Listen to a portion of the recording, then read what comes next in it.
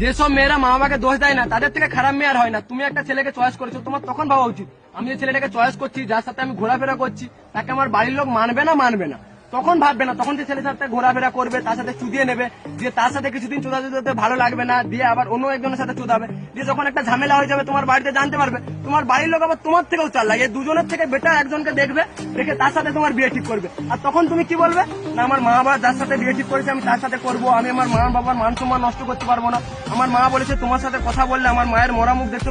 আরে খানকি মাগি রেন্ডি, তোর থেকে বেচারা অনেক ভালো। তারা প্রথমে বলে দেয় 1000 টাকা দিবি, আধা ঘন্টা শুধু, এরকম সারা জীবন থাকবে বলে নাটক তো দেয় না।